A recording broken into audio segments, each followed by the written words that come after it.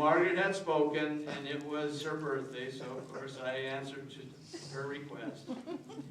There was a lot of laughing going on, and then and many times after that.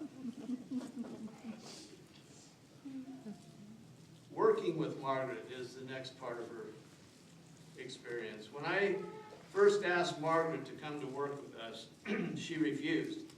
She said that she did not want our friendship to be ruined.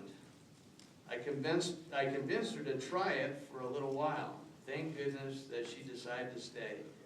I do not know what I would have done without her. When Margaret first came to work with me, she said to me, "Linda, do you see these 2 pencils?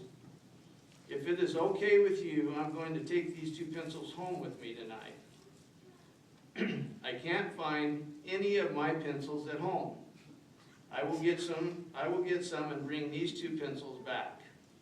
I started laughing, and I told her to take as many pencils as she needed and more, and she did not need to bring any back.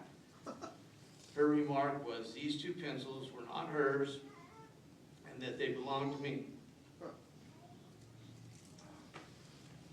In a couple of days, she came to my desk and put the 2 pencils down that she had borrowed. She had purchased her own pencils and wanted to get these pencils back to me right away. Honesty was very important to Margaret. She never wanted to take advantage of anyone. Does that sound like our Margaret? During the years that Margaret worked with me, she was always very protective of me. Her desk was in the front of our office.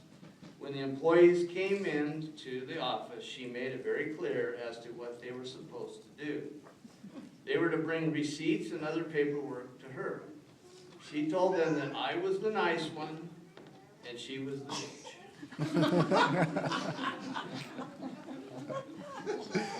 And if they did not do that, life would be very miserable for them.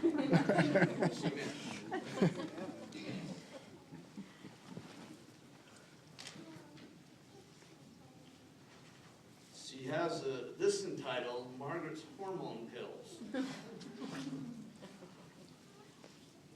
I'm sure that most of you are aware that Margaret was supposed to take hormone pills. She really did not want to take them, so she would try to spread them out, which means she would take them when she wanted to. I could always tell when she had been spreading them too thin.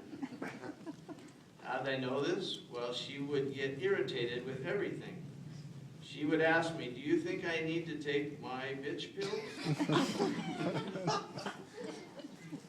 I would tell her that I would let her know when she had passed the line of sanity.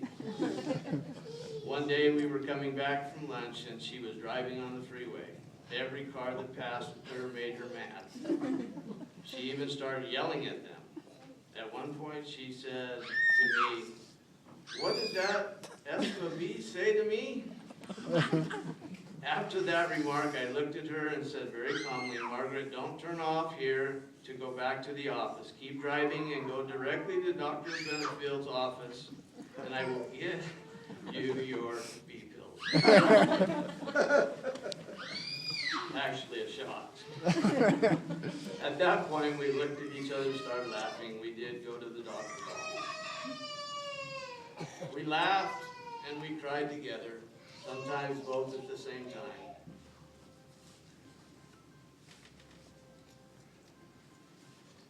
There was never a dull moment when we were together. Margaret was many things to me.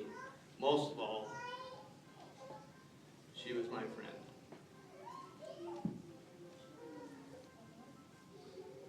A caring and a loyal friend who I will miss every day. I was blessed to have had Margaret in my life. She has and always will be one of my greatest gifts. I'm sure all of us can relate to that. When we think about our own experience with her, I'm sure some of those characteristics that Linda wrote about bring up memories for each of us. The journey that I like to describe is